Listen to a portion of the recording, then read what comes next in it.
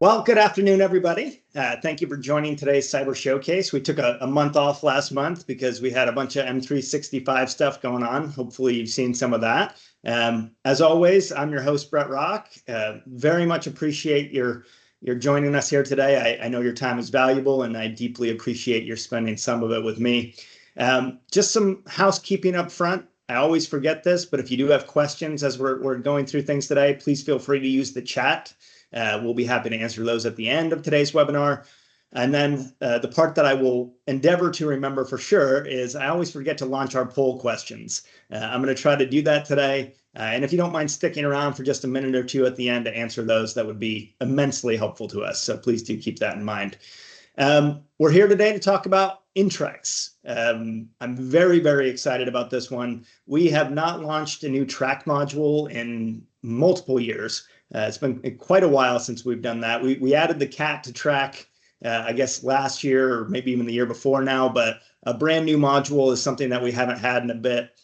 We've got a handful that we're excited about coming down the pipeline as well. But today's one will be about InTREx and our InTREx module of TRAC, which we hope to launch by the end of September. So we're going to talk a little bit about InTREx itself, what it is, how it's used, all those sorts of things. And then we will spend the back half of the webinar today actually walking through the new module, which again will be available to the public in September. Joining me today, and I'm very excited about this, I'm going to let her introduce herself and give her background in just a minute, but there's no one better to talk about InTREx with than one of our experts, Senior Information Security Consultant, Linda Hardup. So Linda, I'll let you introduce yourself real quick if you don't mind. Sure, thank you. Hello, everyone. Glad to be here. Yes, InTREx. I was actually an IT examiner when InTREx was released. So this was something that I used for about 6 or 7 years every day until I came to SBS.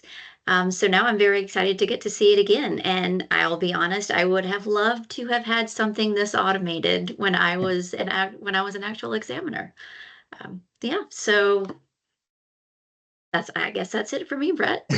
Excellent. Well, we're very excited to have you. And again, I think having an actual examiner, somebody that's used this before, talk to us about it is going to be extremely helpful. So, and I will note she is a former examiner, so everybody please be nice to her in the chat. The agenda for today, just quickly, we're going through our introductions and agenda right now. We're going to talk a little bit about what's coming from SBS. We've got some other webinars I want to highlight just briefly. And then we're going to dig into things. We're going to start again by talking about InTREx itself. What is it? Who's it for? How's it used? How is it different than other frameworks that are out there? Things like that. Linda's going to do a great job talking about some of the different pieces there. We're going to jump into a demo of the module itself. As I mentioned multiple times already, you will not be able to access it yet. We are working on finalizing some different pieces, and most particularly the reporting aspect of it. I'll be able to show you some of our reports today, but we are finishing a few things there, and then it will be ready soon. And then, good Lord willing, we'll have time for some Q&A and those polls that I mentioned earlier. So that's the agenda, a lot to get to. Really excited about talking to you about this. So just quickly, for anybody who's not familiar with SBS, I just want to walk through some of this information. Any of you on the call today, I imagine most of you on the call today are familiar with us and probably have worked with us in the past or currently. So I really appreciate that partnership. Hopefully this is a good refresher. SBS Cybersecurity, we have been in the industry for 20 years. We actually celebrated the big 2-0 earlier this year. Very excited about that. We have about 1,500 organizations right now using TRAC in over 40 states. We're endorsed across the country for a variety of things that we offer. We were actually recently ranked #1 for cybersecurity consulting. That's a credit to Linda there and the team she works with by G2. All kinds of educational offerings that I'm sure you're aware of, including our Hacker Hour. And then, we have a team of experts that's constantly working on making all the data that you see in TRAC, making sure that's accurate. And TRAC itself currently holds a 4.8 out of 5 rating on Gartner's Capterra review website. So if you're not a current TRAC user, you want to hear a little bit more from some of our current users, I would encourage you to take a look at it on that website. I mentioned earlier, we've got a couple of webinars coming up from our SBS Institute. I want to make sure you're aware of those. The first one is on August 21st. Terry Cuxhouse on our team will be discussing single sign-on. He's going to discuss the pros and cons of the single sign-on, the benefits, how to implement it, but talk about basic use cases, security benefits, risks, all those sorts of things. So if you're interested in learning a little bit more about single sign-on, that'd be a great one. And then Hunter Cockrell on our team in September 19th, is going to be discussing password cracking. So the art of password compromise and cracking, how to create strong passwords, how fast they can be cracked today, how to prevent password reuse, all those great sorts of things. And I will have the slide deck available if anybody wants a copy of it, and you can actually go straight to the registration pages for these webinars if you're interested in learning a little bit more about them. So very exciting stuff. Always, we have a ton of content. I'm sure you're all familiar with that. But these two in particular that are coming up, I think are pretty cool. So with that said, let's jump into things today. And Linda, I'm going to put you to work immediately here. So I'm sure most of the people on the call at least have some familiarity with it, but let's start at the beginning. What is InTREx? When we talk about InTREx, and I found this out earlier, so I'm going to steal some thunder here. It's Information Technology Risk Examination, and pretty cute little scrunch together of those words there. But what is InTREx, Linda? Well, you stole my thunder. That was going to be my first line. No. Well, InTREx is the work program that the Fed examiners, the FDIC examiners, and the majority of states use when they come in to do IT exams. So this is the work program that they use. It's based on FDIC guidance, which is generally based on NIST, if you want to trace all of that back to its origin.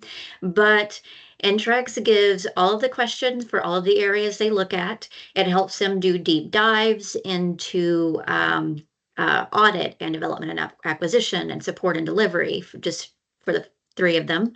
And having this module gives you the opportunity to see exactly what an examiner is going to ask and what they're looking for and why they're asking for it in the first place.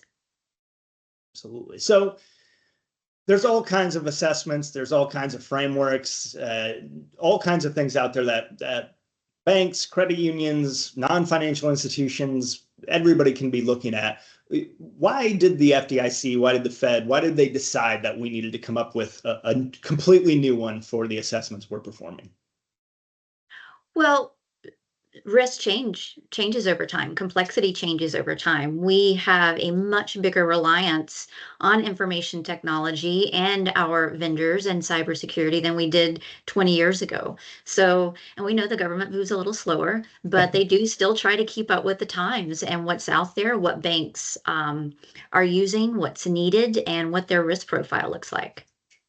And I imagine part of it, and you can correct me if I'm wrong, I'm sure I will be throughout this at times, but gently correct me, I guess. But it seems like the aim of it to some degree was also to kind of create a consistent format for this, right? And a consistency for their examiners when they're going into institutions without, I think we've all, or I have not, but I imagine a lot of the people on the call have lamented sometimes about a lack of consistency there. I assume that's a part of this as well. It is, yes. And of course, InTREx didn't eliminate that completely. It gave all of the IT examiners a set of guidelines to go by when they were examining a bank. But it also left room for, you can call it lack of consistency or that gray area where you can make determinations, or they can make determinations based on what's going on in an individual institution. Sure, absolutely. So not all great news, but at least it was a starting point, right? So yes. So let's start here. Let's talk a little bit about some of the things that InTREx is. And obviously, it's an assessment that was introduced, as you mentioned, by the FDIC, the Fed, to evaluate IT risk management, cybersecurity preparedness, overall IT governance.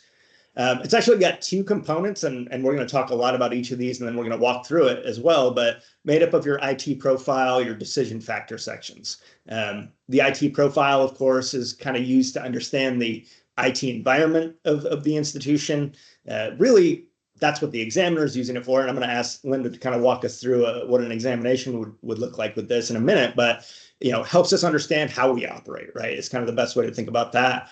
And then the decision factor piece, which is used to determine the focus of the examination on that side, but also can help us understand where our deficiencies, where our gaps are. So Linda, maybe I guess start, and we're going to dig into obviously IT profile and decision factor in greater detail, but when you were an examiner, you were using InTREx. What does that look like? What does a typical examination using this look like? Well, of course, you would send out your uh, profile to the bank, have them answer some questions, and it would help you scope the exam. So, and I believe we also have that available in the module, but it would allow the regulatory agencies to determine the scope of the exam, where some areas that might need to be looked at a little bit more in depth would be, and what type of examiners need to be sent out. If you have a very large, complex bank, then you're going to get much more experienced examiners from some of the regional offices. Whereas if you have a less complex bank, you might not get someone with as much experience as some of the others. Then once that is determined, the request list is generated, that's sent out. It asks for all of those documents that they always ask for a second time once they get into your institution. And with that, we would start working through the InTREx work program. Within the decision factors, and hopefully I'm not jumping ahead. If I am, please rein me in, Brett. We're good. But with the IT profile, that's what helped determine the scope. Within the decision factors, we have procedures, and that's the really in-depth, detailed questions. If you think of InTREx like a funnel, at the biggest part of the funnel at the bottom would be the procedures. That's where all of the detail is. That's where you're answering the questions. That's where you're going through all of the documentation that's been received and really reviewing what the bank or the institution has in place. And once you've done all of that, that rolls up into the decision factors. It gets just a little bit smaller. So it's you get a summary of that area and you put it in that decision factor, which then at the end rolls up a little bit more into the report comments themselves. So start out big and detailed, and you get smaller and smaller as you get to the top. Sure.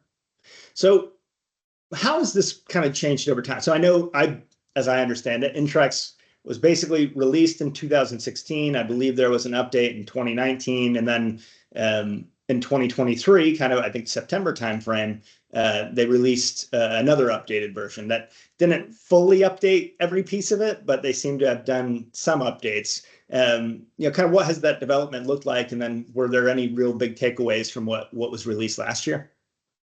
Well, I think they're working groups that they developed between all of the regulatory agencies.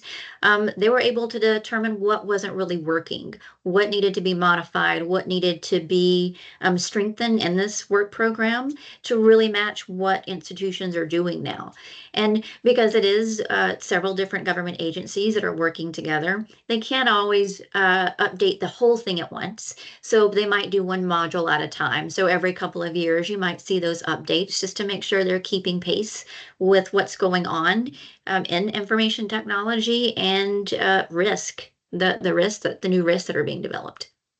And I think we're going to talk a little bit about this in a bit, but I think that is kind of a pretty big contrast to the CAT tool that I'm sure everybody's familiar with. There's obviously a lot of differences between what InTREx is and what the CAT is, but we've all kind of lamented about how the CAT hasn't necessarily kept up with the changes and how we operate as a financial institution potentially. Is that fair? Yes. So it is nice to see these things get updated and make sure they're not trying to fit a square peg in a round hole too much, right? So yes. Obviously, we created the module with the idea being, how can we help institutions that are facing an InTREx examination prepare for this? In your experience, have you seen any institutions prepare for this by filling it out? I mean, I know that there's kind of a PDF version you can download. Obviously, that's not the best way to do it, but even you mentioned having an automated version would have made your life easier as an examiner. Have there been challenges for institutions in kind of preparing for this exam? Well, so this has always been publicly available for institutions. You can go out and you can download it. But when you are presented with these sheets and sheets of questions and answers and everything's nested here and there, unless it's something that you're trained on or that you do every day, and as you mentioned, it's in a PDF or a Word document, it can be a little daunting. And I don't normally see banks use it, or if they have, they haven't really, they haven't spoken to me about it. It's when people are doing some of the internal audits, though, this was a good thing for them to go out and grab and help develop their internal audit work programs. But I think that having an automated version will make it so much easier. And it's so much easier to understand and comprehend what it is you're doing with this, with InTREx, rather than here's just a random piece of paper with no guidance or training at all. Right, absolutely. So let's talk a little bit about what it's not. And I think the real big one here is it is not a replacement for the cat. And there's probably, and people are flipping their desk over and things like that. Nobody loves filling out the cat. I completely get that. We would love for this to be a replacement for that. But Linda, you were able to pretty succinctly break down why this is not going to replace the cat for people. I'll let you go ahead and be the bearer of bad news from there. Well, the CAT cybersecurity assessment tool, cybersecurity is just a subset of information security. And InTREx is an IT and information security work program for everything that encompasses. So, which is can be a lot more than cybersecurity. There's a lot more going on in your information security program than just cybersecurity, whether we want to admit it or not. I know some of those terms have become interchangeable. And a second reason is that the CAT was initially developed for financial institutions to assess their cybersecurity. But InTREx was initially developed for examiners to assess financial institutions as a whole. So, two-part. Obviously, there's some pretty big differences between the two of them. Are there any similarities? I mean, obviously the language is different, but I imagine kind of coming from guidance and having, there's probably some overlap. Not overlap's probably not the right word, but there's some similarities between the two of them, right?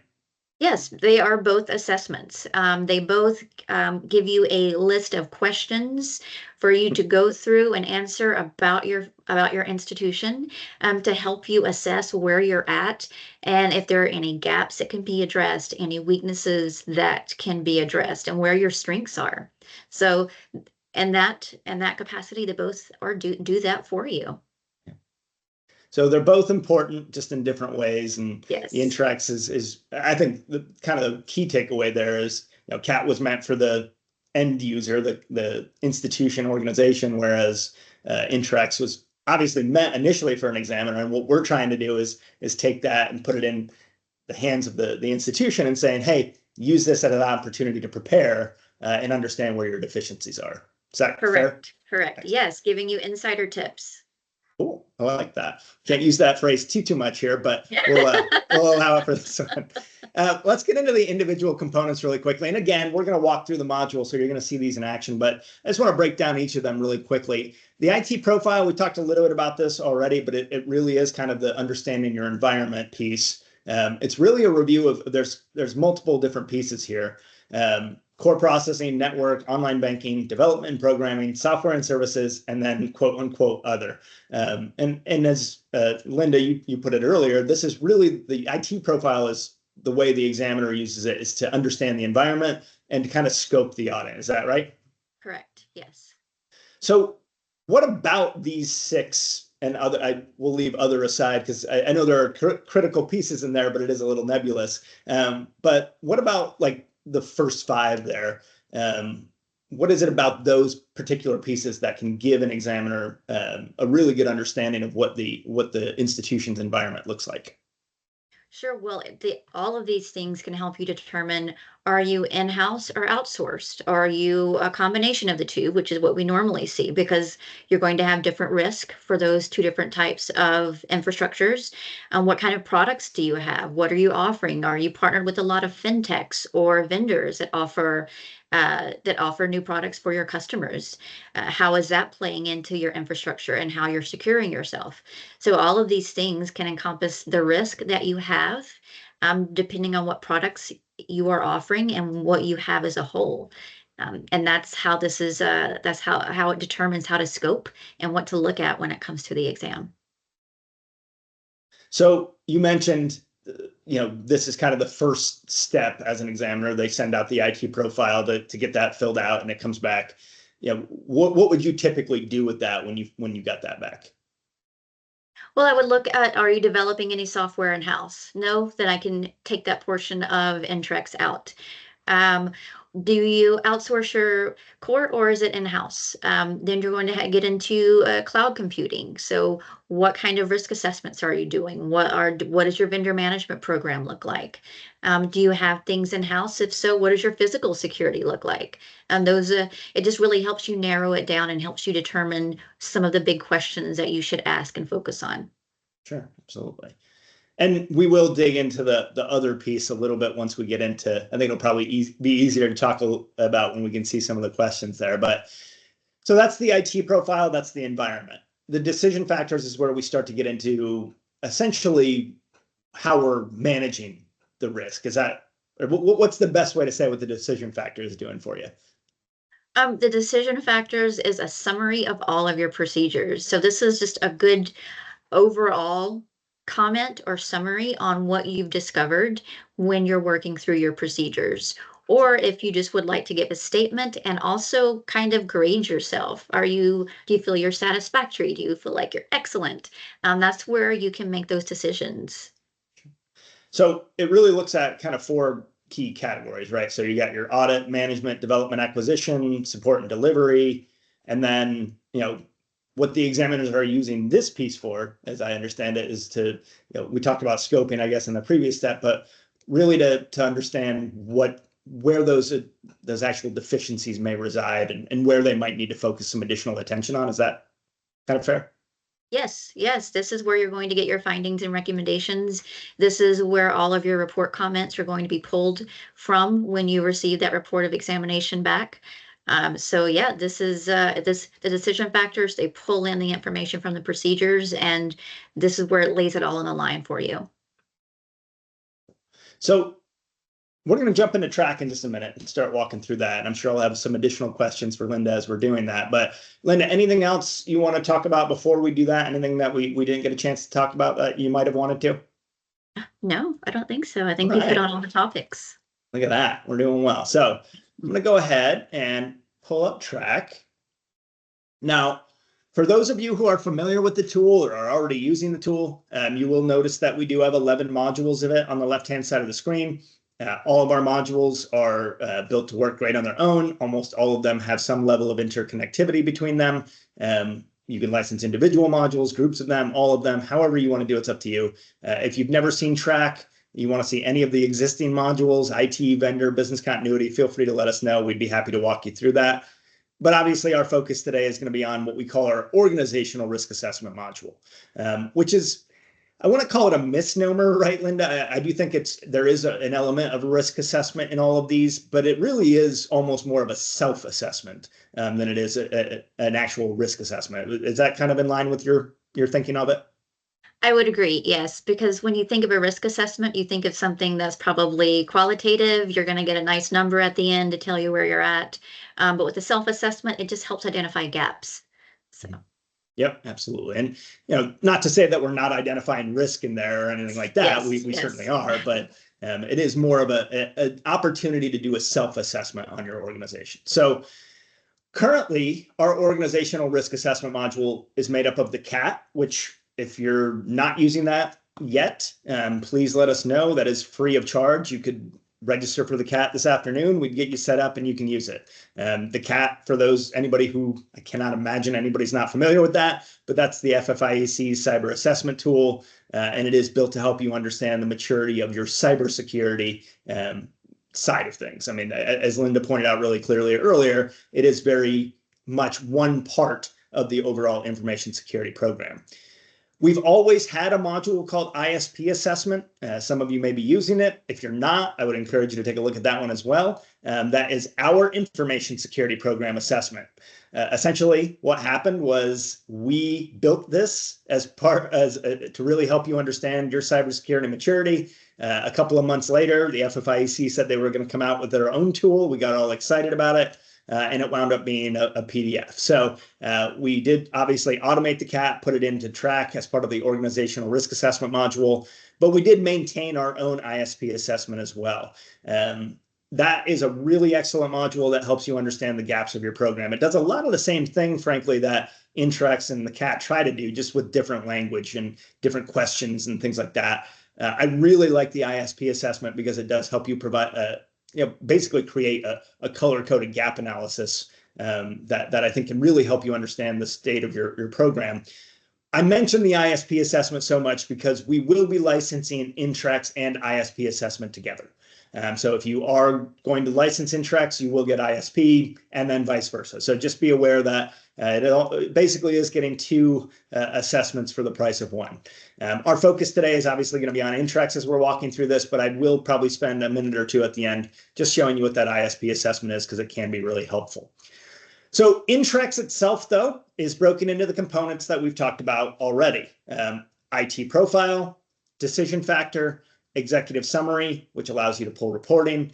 And then we do have a repository section where you can store documents that eventually you may need to hand over as part of an InTREx exam. So we have built every component. This is mapped exactly to InTREx, this module is. So every question, every word of it is mapped exactly to InTREx itself. So as we go through it, if you've been through an InTREx exam or you filled out the PDF in the past to prepare for it, you will notice that it's exactly what the InTREx is built to do. Now, Linda, before I jump into it, I do want to kind of raise the point. I'm sure we're going to get this question is, if I'm not an FDIC or a Fed institution, or a state that's going to use InTREx, if I never have to worry about the InTREx exam itself, why would I need to look at this module? Why is this something that I should even consider? And I have some thoughts, but I'll turn it over to you to see if you have any off the bat. Well, having an additional assessment is never a bad thing. But I was actually speaking with an OCC bank recently, and they were very excited about this, even though the OCC does not use InTREx. They have their own work program because all of the IT work programs are pulled from the same guidance. So a lot of the things they're looking at, the questions they're asking, the documentation they're going to want to see, the risks they're looking at and evaluating, it's very similar, just in different formats. So this is just another tool in your arsenal to see where you're at, how you can strengthen your program. Maybe this is something if you have an internal audit department and they would like to help build some sort of IT audit or internal IT audit, they could use this as a part of one of their development tools. So there's many different things that you can use it for and get out of it, even if you aren't a Fed or an FDIC bank. Yeah, absolutely. That was going to be the big one I had. So you've returned my stealing of your thunder by getting mine. It all comes from the same spot, and you may not see the same exact language if you're not going to get an InTREx examination, but the content is largely going to be pretty similar, I would imagine. I also just think good security is good security, right? If we want to be, I think the word we talk a lot about at SBS is proactive, being proactive, right? Whether you're ever going to have an InTREx exam or not, this is an opportunity for you to be proactive and to look and say, okay, well, where are my deficiencies? What do I need to clear up? Because even if I'm not going to get this exact same questionnaire, I'm still going to face some sort of examination, most likely, as a financial institution anyway. So I might as well prepare. And again, good security is just good security. I also think, and Linda, I'd be interested in your take on this as well, is let's say I'm new to the financial world and we've never really been through an examination before. This is an opportunity for you really to sit down and say, okay, this is an examination. We talk about it being a self-assessment, but you're literally walking through an examination of your institution. Is that kind of your thoughts about it as well? Yes, I think that is a great point. This way you won't be in for any surprises. You're going to know what they're looking at, what they're asking for, why they want to know. You'll be privy to the same questions, the same work program as they are. So it will just give you a leg up. and it would help that understanding, because I know when someone's new to this world and you have those first audits and first exams, it's just kind of cloudy and murky with what's going on, and you don't always really get why they want to know these things. So this really helps establish that baseline of understanding, so you can have good conversations with your examiner instead of thinking of them as the enemy. You can have those conversations with them, because they're the government, they're here to help. um, So you you can say. have conversations with I'm them kidding. and really work through some problems that you might have. Wow. And again, I think you're touching on, if I am a Fed or FDIC institution in particular, this just gives me, ideally you're not doing this the night before your examination, right? This is something we do in advance. We sit down, Definitely, yes. we sit down, we go through it, we understand where our deficiencies are.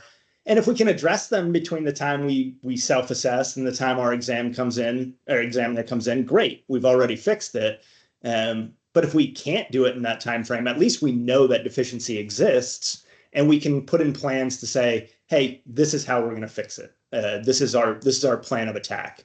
Now, Linda, I think in our preparation for this, I think you pointed out two things that you don't need to elaborate on them because I think they're pretty clear and easy, but you mentioned that examiners love you to be proactive, right? Their favorite word. Yeah. This is obviously an opportunity for you to be proactive. But the second piece of that is, you mentioned this as well, this is not something you should finish and hand to an examiner when they come in, right? Probably not. Probably not. You can let them know you've done it, but you don't know if you don't want to hand it to them on a silver platter. Right. We don't want to tell them we did their job for them, right? So exactly. The other thing I would caution people about, and I think that this is an important piece of this, is you are going to be able to walk through it. You're going to be able to do all the stuff that's going to be a part of InTREx. It might not match one for one for everything that the examiner finds. Is that correct? Correct, because they're working with the benefit of multiple banks and multiple exams, and that experience is going to be underneath their belt. Whereas generally, if you're doing this, you know about your bank. Maybe you've been in banking for a couple of decades, you've seen 2 or 3, but they've seen many more, and they know what their regulators on high are telling them to really focus on. So definitely a good preparation tool. I think that I would assume for the most part, it'll line up pretty closely, but we don't want to overpromise here and say that you're going to finish it, they're going to finish theirs, and it's going to be identical, right? Correct. Okay. Excellent. So let's walk through it. So we'll start at the beginning with the IT profile, where we're going to look at those 6 key areas: core processing, network, online banking, development and programming, software and services, and then other. One of the things that I immediately jumped to, Linda, about the InTREx versus the CAT is we do put the number of questions on the right-hand side and how many questions you've answered. So you'll understand, oh, I need to answer 2 or 3 more, or whatever the case may be. But there are not nearly as many questions in the InTREx program as there is in CAT, correct? Correct. Yes. So that is obviously going to give you maybe a sigh of relief there if this is something you're interested in doing. So I mentioned that you can see very quickly which ones you finished, or if you need to finish any additional questions. We do give you the ability to filter by response. So you can look at all the questions, just the unanswered ones, any ones you answered yes to or no to. So you do have some flexibility there. But if we dive into these, we look at the core processor just as an example, core processing as an example, right? Are any core applications, for example, loans, deposits, investments, so on and so forth, processed by an external service provider? And you would answer anything as yes or no, and then you do have the ability to add comments. So Linda, you mentioned this earlier, but one of the big things that this is going to ask about is, are you in-house or outsourced, right? Or allow, not have it in-house, basically. So have we changed our core applications in the last 12 months, or do we plan on doing it? So, questions about your core, questions about your network, remote access capabilities, and applications hosted in the cloud environment. And they're all pretty standard, straightforward yes or no questions, right, Linda? I don't think there's anything that jumps out here that's going to catch anybody off guard too much. No, not at all.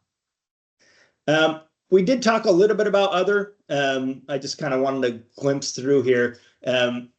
I assume, Linda, based off of them just kind of sticking this in its own category, these are just things that don't necessarily have a great landing spot in any of the other 5 components. Yes, that's exactly it.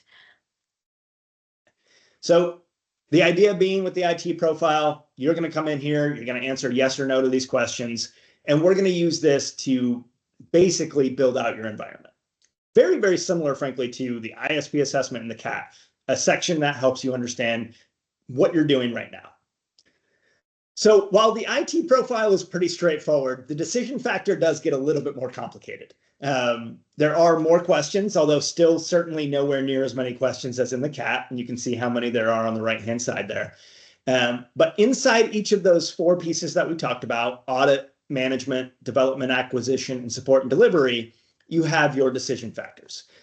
Now, if I click on, let's just say audit, that's going to take me inside, and it's going to show me, in this case, the 6 decision factor statements, essentially, that we need to respond to. So the first one would be the level of independence maintained by audit and the quality of the oversight and support provided by the board of directors and management. Not really a question, right? It's a statement.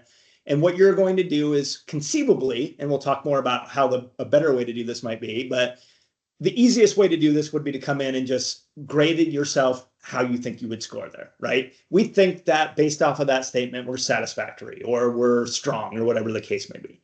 So that'd be one way to approach this.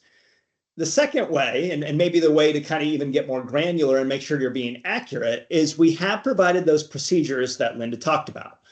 So underneath each statement, you're going to see procedures. And in this case, this A1 has procedure 1, 2, and 3.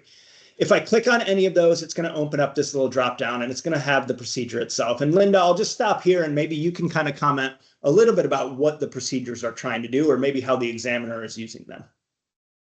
Sure. Well, when you were taking tests in school, especially math tests, I'm sure we all had the teachers yell at us to show your work. How did you get this answer? The procedures are showing your work. You can grade yourself strong, satisfactory, less than satisfactory, but where's the proof? How did you arrive at that answer? So that's what the procedures are for. Yeah. So there's different procedures for each of them, but it all, at least underneath the individual statement, is going to pertain to that particular decision factor. So, in this case, we've got 3 different procedures that conceivably the examiner would want to see to understand where you fall in that scale of strong to critically deficient, right? Correct. Yes.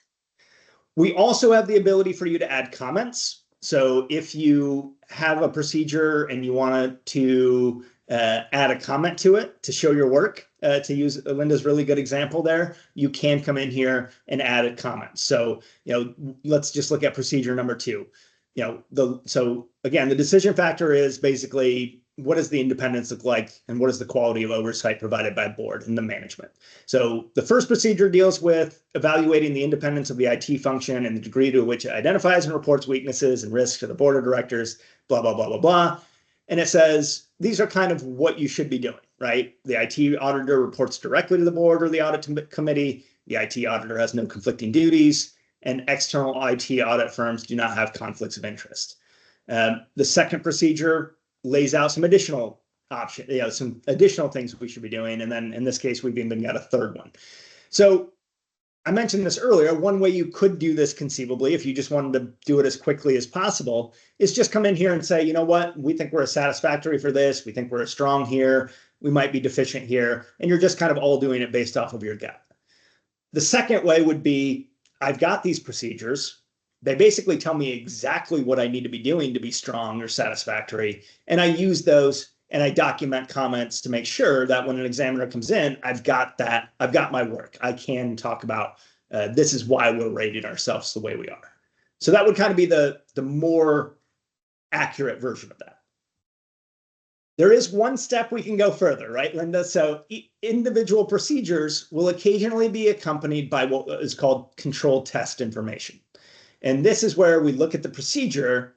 And then, as I understand it, and Linda, again, I'll invite you to add any context here. But this is basically telling you, this is how you can test this control, this procedure. So in this case, review the org chart, the auditor job description, and the audit committee meetings. That would be a way to verify that we're meeting the procedure, and thus we're okay marking ourselves as strong or satisfactory, or whatever it might be. Am I laying out what the control test information is fairly accurately there anyway? Yes, that's exactly it. Yes.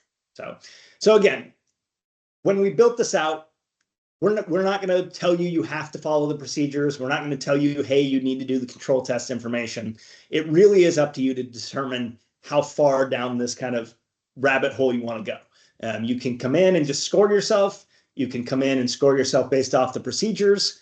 Or if you want to be as accurate as you possibly can be, you can come in and score yourself off of the procedures, but also use that control test information where available to make sure that you are doing the things you say you're doing. Is that about right, Linda? I think we talked about that. I think I've got that right. That's exactly it. And one thing I did want to mention, when you're scoring yourself from strong to critically deficient, you're all familiar with your ratings. Strong is 1, critically deficient is a 5. So if you are looking back at some of your old reports, you're going to see generally things fall between strong or less than satisfactory. And when it's less than satisfactory, that's when everybody knows what's going on and it's a big deal. So try to approach it honestly and how you really think you're doing, instead of, fudging it just a little bit so you look good in front of the bosses. So again, we built this where you can use it however you choose, but certainly the more information you're willing to provide, the more information you're willing to document, we do believe the better the assessment will wind up being for you. Now, I'm going to back up a step. We do have an executive summary that I'm going to get to in a moment. There's an area where we can pull some reports, but each step in the process here does have its own reporting. Now, I'm not saying that's always going to be the case. Again, reporting is kind of the last thing we're working on here, but to just kind of walk you through some of the different reports that we do have access to currently. If you click download report on the IT profile screen, we have a report that will actually tell you, based off of the section, how many yeses you answered, how many nos you answered. We'll tell you out of the total statements how many yeses and how many nos, and then we would get into the actual statements themselves, as well as any comments that you've documented. So IT profile, the environment, we answered this as a yes. I could have documented some information about it, and we have a report that very quickly and easily tells us how many we answered yes to, how many we answered no to, and then each individual statement and any comments that we've added. So this report can be really helpful in terms of understanding and demonstrating, probably not to an examiner necessarily, but to your management, to your board, this is what we look like from an IT profile perspective. I clicked too fast. Decision factor has its own report. And Linda and I talked about wanting to document the procedures, comments for the procedures the other day, and I mentioned I didn't think we were doing that. I'm happy to report that we are. It's just not in the executive summary section. But the InTREx decision factor report will look at the decision factor area, the section. It's going to look at the decision factor itself. It will tell you what your rating was, and then the comment or any comments that you might have documented for the overall decision factor. So again, in this case, I just added text. For the procedures though, we also document any comments that you have there. So again, if you do take the time to go through and look at each individual procedure and add comments about how you're handling those, we will include that as part of this decision factor report. Now, Linda, I know last time we talked about this, we didn't think this was available, so I'm excited that it is. What was your reasoning why you thought the procedure part was so important?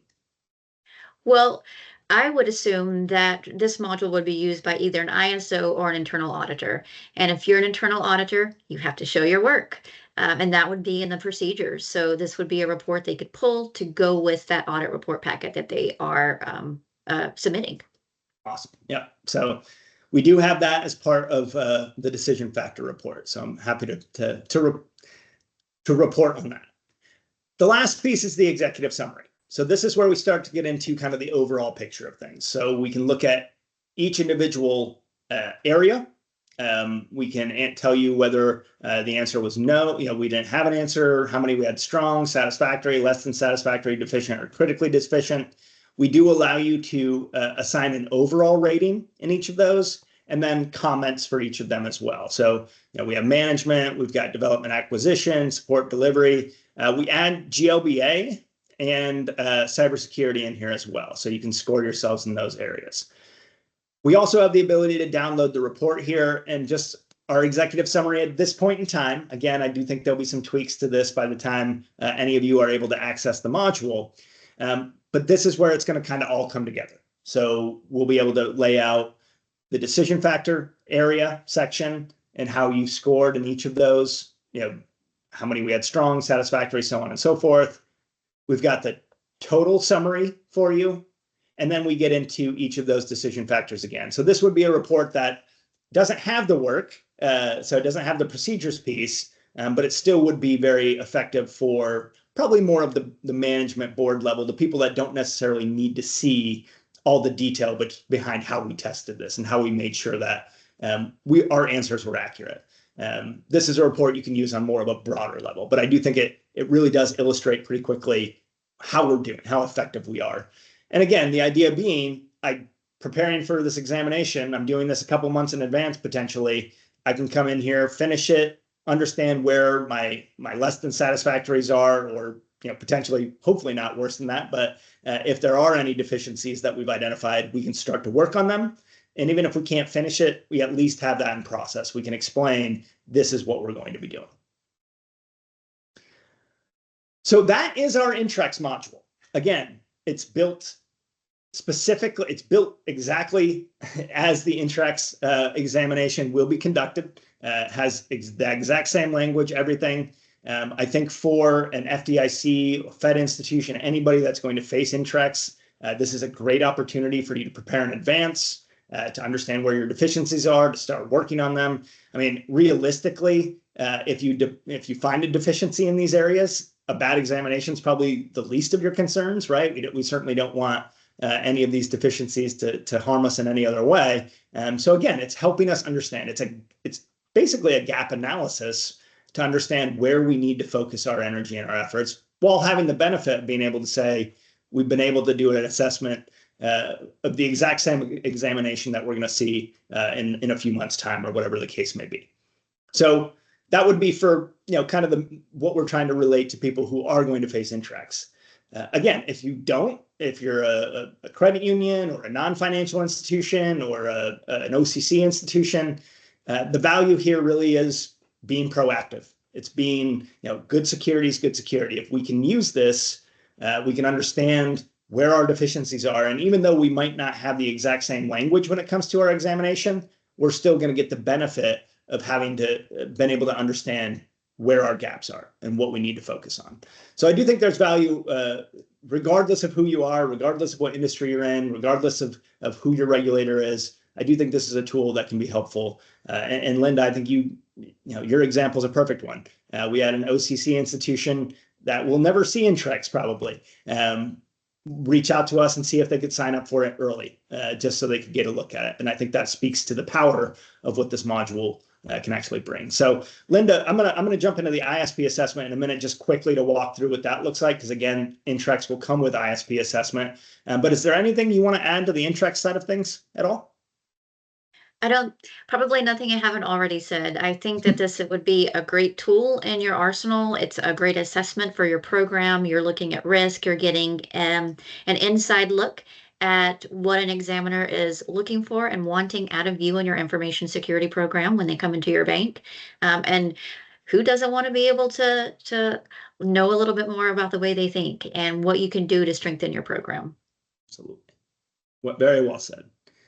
We also do have the repository. I probably should have pointed that out. I mean, Linda, you talked about it earlier. They're always requesting documents, probably documents they've already gotten, but we do have the ability, obviously, TRAC being a secure document repository, you can store those documents that you may need to eventually hand over and just grab them, quick and easy, right? I mean, I imagine that's a bit of a side benefit potentially, but certainly nice to have that stuff ready to go, right?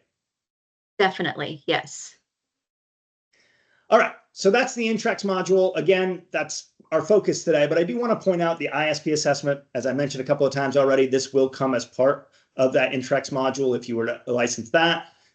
This is similar in terms of the idea. It's a self-assessment to understand where the gaps are in your program. This one is a little bit more like the CAT in terms of its structure, wherein it's going to start with an inherent risk section. You may look at this and say, wow, wait, that is the CAT. It's not. I promise you the questions are a little bit different, especially when we get to the risk assessment side of things. But you would come in here and you would help us understand your institution's environment. So again, not all that dissimilar to the IT profile, right? What are the total number of internet service provider connections? What does our wireless network access look like?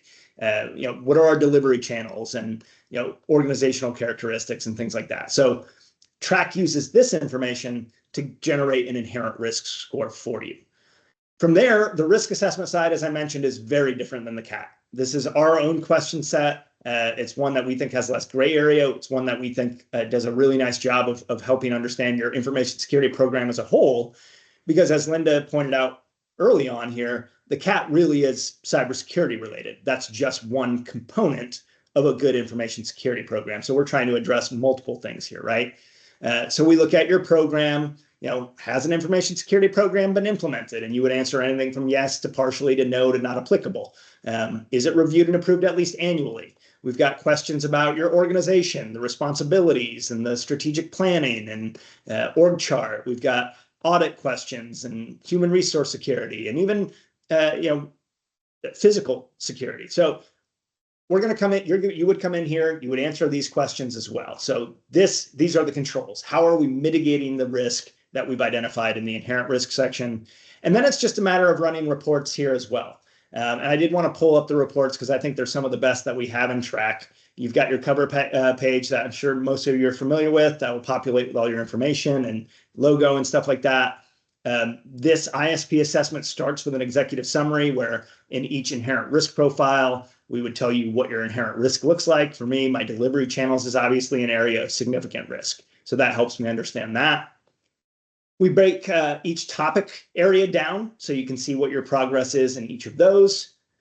And then we have one of my favorite reports. These next two are probably my two favorite, actually, in all of TRAC. This is a top 10 list of controls. So this is something that you won't get in the CAT, right? The CAT doesn't, it helps you understand, hey, you need to answer yes to all of these before you can move forward, but it doesn't really prioritize them for you. The ISP assessment will. We literally will lay it out and say, these are the top 10 controls you need to work on in order to better protect yourself going forward. So for me, using my risk assessment results to formulate the scope and schedule of my audits, not something I'm doing currently. That is the recommendation that I get working on. Using my IT risk assessment to identify and prioritize risk exposure, so on and so forth. So we give you a full list of next steps in one of our reports, but it's nice to have that top 10 list as well. And then my favorite report is our ISP risk chart. We all know that a lot of people are more visually inclined, and this is a great way to demonstrate where the gaps are in our program. So, red's bad, yellow, orange is medium, green is low risk, and then blue is minimal. And we're just going to color code this, right? So operations for me is a high risk area. My risk assessment's a high risk. My asset inventory is a high risk. My network diagram's actually in pretty good shape.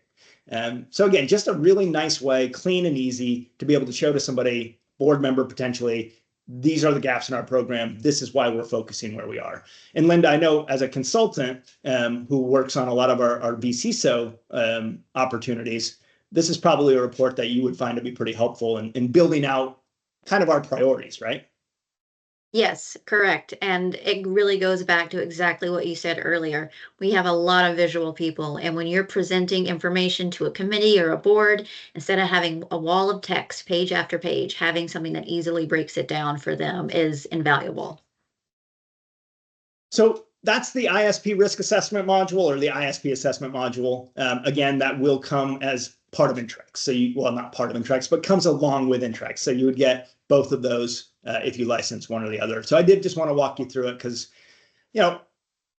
there's a lot of assessments out there. We have 3 of them right here. That's not even talking about an IT risk assessment or vendor risk assessments or business continuity. We're not necessarily saying you have to risk assess or self-assess yourself in all these ways, but the more options you have and the better options you have to understand where the gaps are in your program, it's kind of what, Linda mentioned this kind of analogy earlier. It's just more tools in your toolbox, right? The more we can understand our organization, our risk profile, the more we can explain it, and the more we can attack our deficiencies, the better off we will be in the long run. So again, we're not necessarily saying sign up for InTREx, fill that out, and then immediately turn around and do the ISP assessment. But certainly they're both good risk assessments, or both good assessments rather, that you can use to better understand yourself. Anything I'm way off base on there, Linda? Nope, not at all. Excellent. So with that said, let's bounce back here really quickly. Just takeaways I wanted to show. Obviously, performing a self-assessment ahead of an exam is good proactive security, and examiners love it when you're proactive. And even if you're not using InTREx, good security is good security. It's not going to replace the CAT, excuse me, but it does provide benefits that the CAT alone cannot. And then we do have the new InTREx module that can help you perform this important self-assessment. So we are offering pre-order of the InTREx module. There is a question in the polls that I'm about to launch here. I'm glad I remembered it. So if you are interested in getting more information or pre-ordering it, certainly we'd be happy to help you with that. I will be more than happy to share this slide deck with anybody that's interested in it. Feel free to reach out to me. My contact information is right here. I'll be happy to send you a copy of the recording. I'll be happy to send you a slide deck, whatever you need. Please feel free to reach out to me. I've included Linda's information here as well. I'm assuming she's okay with that, and she'd be okay if you reach out to her with any questions you may have. But with that said, I'm going to jump down. I'm going to pull up our chat, and let's see if we had any questions come in. Hold on. I think there were a couple in the Q&A section. Yep. So there was one about the slides available for the presentation. I mentioned that earlier. Please feel free to email me. I'll be happy to follow up. There was a question about if you already have the ISP assessment module and about InTREx. I will be happy to follow up with anybody who's in that situation. We are kind of trying to determine how we're going to handle that. I believe InTREx will be grandfathered in that case. But there are some ongoing conversations there. If you have the CAT, but you don't have the ISP assessment though, the CAT is a free module, so you will have to license InTREx separately. So just kind of keep that in mind. If you are a user of the CAT tool and that's the only organizational risk assessment module that you have access to, the ISP assessment and the InTREx module will be licensed separately. So very, very good questions there. I'm going to go ahead and launch these polls. We'll stick around for a few more minutes here. So if you don't mind filling these out, that would really be helpful to us. And we will stick around if any other questions pop up. I'm going to look in the chat. Maybe some people put some in there. Let's see. Nope, doesn't look like it. So Linda, I think we got all the questions at least right now. But with that said, I really appreciate everybody's time today. If I can do anything for you, regardless of the modules of TRAC or anything else we do at SBS, please let me know. Linda, can't thank you enough. You're an awesome resource. You were super helpful today. Couldn't have done this without you. Thank you. So thank you very, very much. Thanks for everybody for their time. And like I said, we'll stick around for a few more minutes in case anybody has any questions. Otherwise, I look forward to seeing you on the next Cyber Showcase.